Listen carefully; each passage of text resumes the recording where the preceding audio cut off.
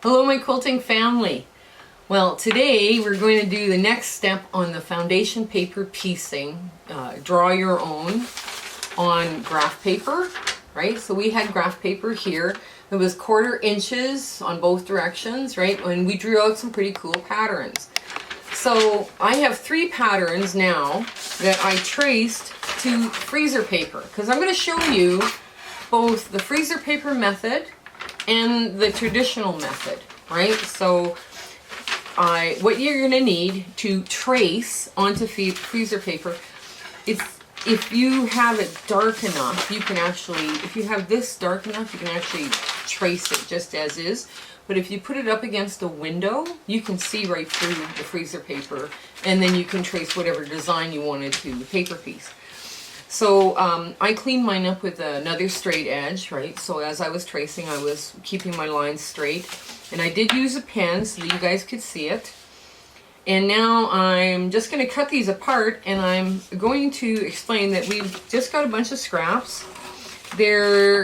Nothing's, it's over the top a little bit. Some of the scraps are a little weird, but basically we're going to have fun, and I'm going to show you how to do this.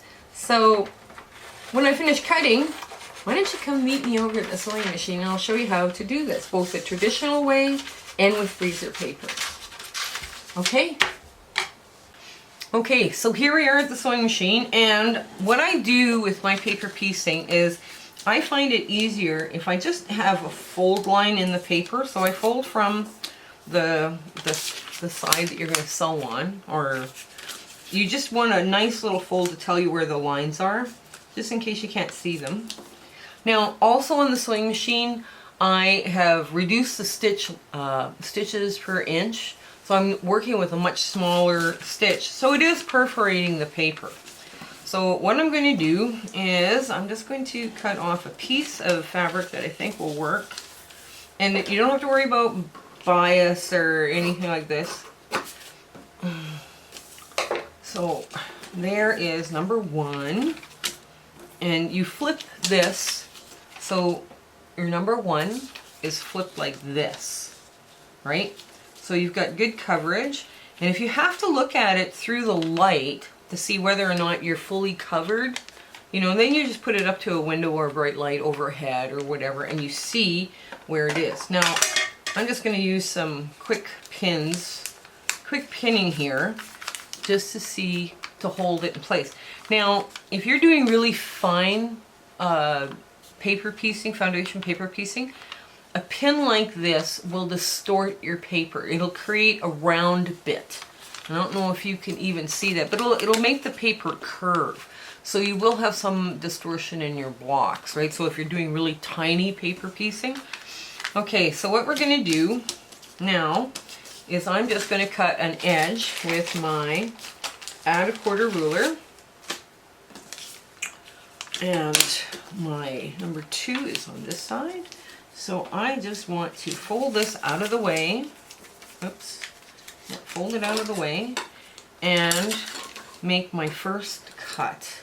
And I don't have to be really precise, and I could do this with the cutting mat and a rotary cutter, but I just have to get it, kind of accurate. Like, it doesn't have to be, it doesn't have to be perfect, because nobody's going to look at the back of the block. You can use this with a rotary cutter and a cutting mat, but I didn't bring one today for that. So now I'm going to get a neutral on the outside of this kite piece that we're making. We're making a little kite. I hope you can see that. And I'm just going to cut some, and you're going to need 2 pieces. There we go. Cut this salvagey edge off. Hang on. Let me get the salvage off. And now we're going to do our first piece. So I'm laying this is right side up. This goes down along here like so. You want to make sure that you're going to cross both the seam allowances on both sides, right? So now we're just going to flip this over and put this under our needle, and we're going to start on the outside edge. and you've got a real tiny stitch. I'm sitting at 22 stitches an inch.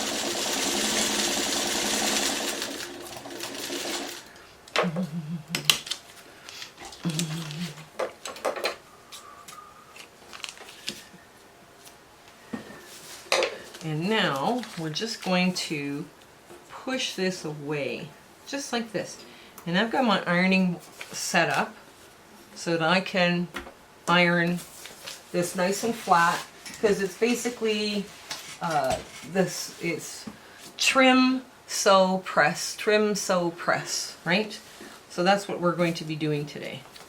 So this piece needs to be a little bit longer. Oh, I cut it short.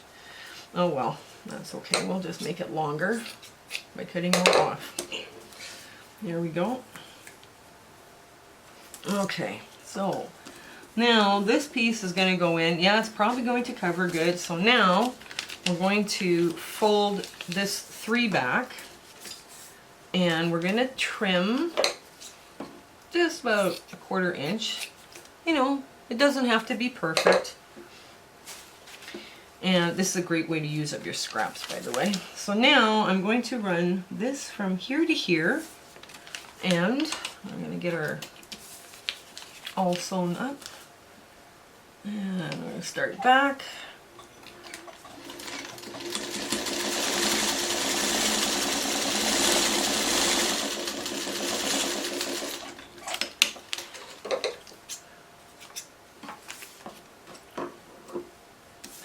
Now we're going to press number 3 flat, right? It gets nice and flat.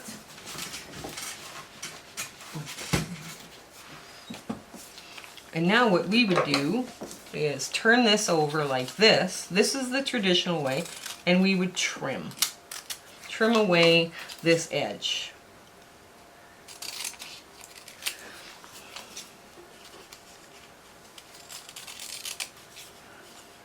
And now the other thing that I do is I make sure before I rip off the paper is I just run a little 1/8 stitch around the outside edge, just because all of this now is bias, or you know, it could be any, because you're using scraps, right? It could be anywhere. You know, it could be a bias, it could be this, but you don't want this thing to stretch before you rip it off. Okay, rip the paper off of it. And I just go down and I pivot at the corners.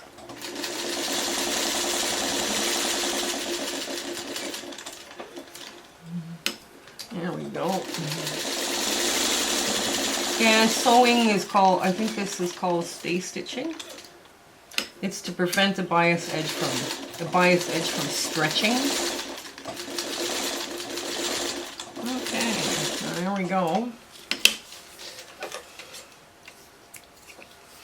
Now that is the traditional, that's the traditional method, right? So you take this on the back, you sit in front of the TV with your spouse, you talk your spouse into pulling some of this off, and voila, you have a block, your first paper piece block. And it's a cute little kite block. There we go. And you give it a good press, and where's the camera? Oops. Okay, I'm having problems finding the camera. Back. Right there. Very cute, eh? Now, the problem with that method is if you've drawn that and you need, let's say, 100, this becomes very labor intensive, right? But if you're only doing 1 block, I mean, this is not so bad, right? Now, the other thing you would do with this is the paper piece one. So this is where the shiny side is up, and I'm going to, this is the freezer paper, right? This is the one we drew and traced. It's exactly the same kite block, right? So now I'm actually going to use the same fabric because it's here. I might as well. Okay. And we'll get rid of that little bit because nobody's going to use that. And now what I'm going to do is I'm going to take this paper and put this fabric face up, and I'm going to iron it. Okay, so hang on.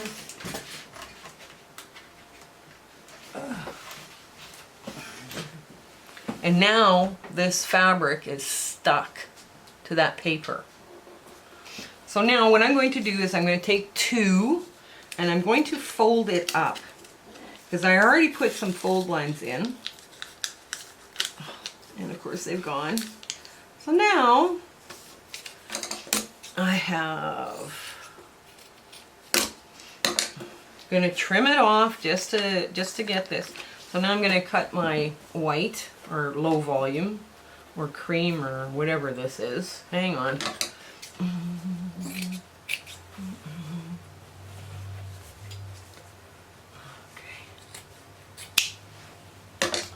I get 2 pieces of this.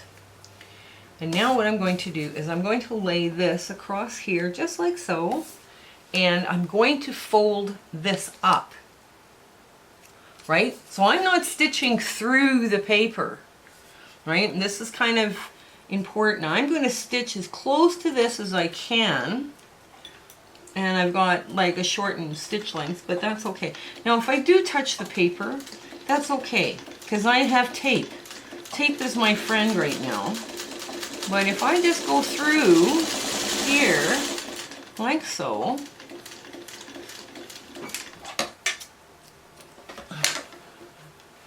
and pull this out.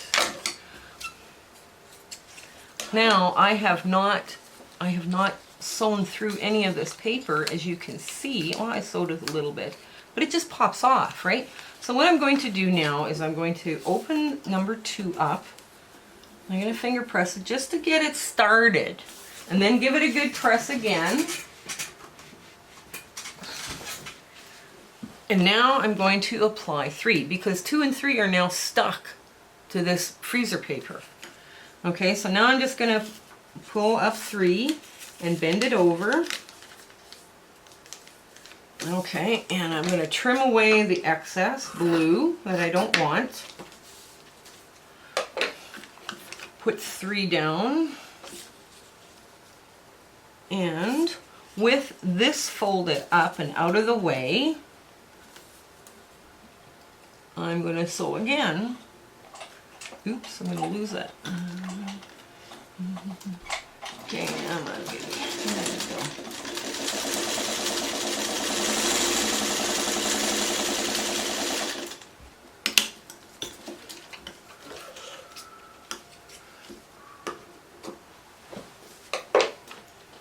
So now I press it out of the way, and I just give it a quick little finger press, right, just to get it started. And then I give it another press with an iron. Now, what I would do with this is I would take this and trim it around with a pair of scissors right to the outer edge of the seam allowance.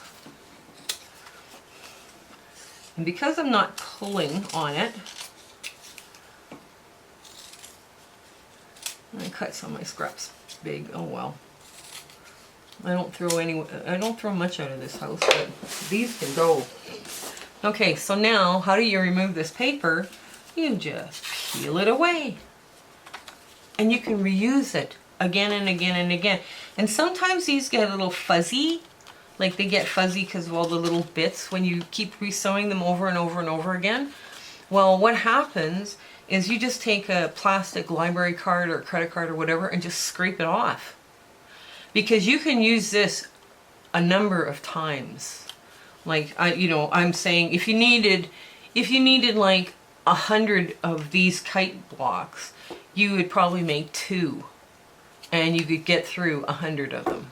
Just by doing this method and just folding the little flaps out of the way, right? So now, again, because this is all on bias and weird angles, I'm going to very carefully sew a 1/8 seam just to keep it so it doesn't stretch.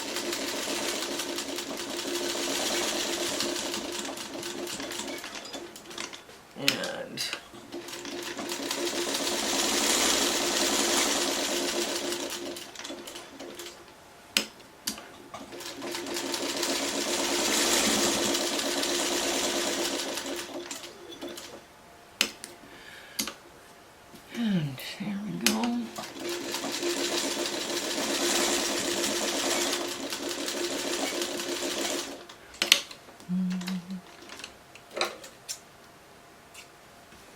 And there we go, both methods side by side.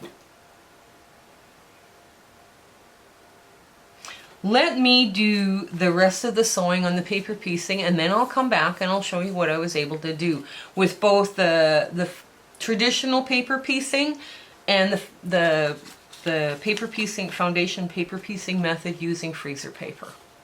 Okay, see you in a bit. Well, we finished sewing up our little paper piece blocks, our foundation paper piecing, and you even have a hard time telling which is which, don't you? It's pretty much, this one is the traditional method, and this is the peel and stick method with freezer paper. Now I could use this over and over and over again to make blocks like this. And this kind of paper piecing is really good for scrap busting. So just keep that one in mind. And again, here's the little crazy flying geese things I made. I want the cameraman to hold this one up. Their points are just perfect. And basically, you're sewing by numbers. Think of it as like a paint by numbers kit. So these are just cute. They're 2.5 by 7, unfinished. So they'll finish at 2 inches by 6.5 inches. So both of these look pretty good. I think my favorite, however, was the little kite. Remember the one that we showed you how to sew? And I put wee little 4 patches with it. Just make it darling. I'm going to get our cameraman to hang this up again. Hold this up. Isn't that cute? Isn't that just adorable little block? So we're going to do a sew along, and my friend Marilyn has sent me some beautiful fabric from Nancy's Notion, and it's all coffee themed. So I went through my stash, pulled out a bunch of coffee fabric. So the first thing we're going to do is like pull out your coffee fabric. We're going to make coffee mugs and maybe a sugar bowl and a creamer and a big center. It'll be fun. But next week we're going to try a little sew along just to see if anybody wants to participate. Let me know. Put it in the show notes below. It was so much fun doing this with you today. I hope you have a great day. See you later. Bye.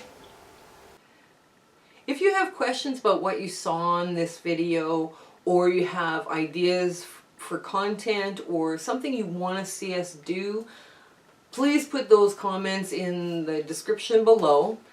But also, while you're there, like, share, and subscribe with your friends. That would really help us out. Okay, I want to thank you and have a great day.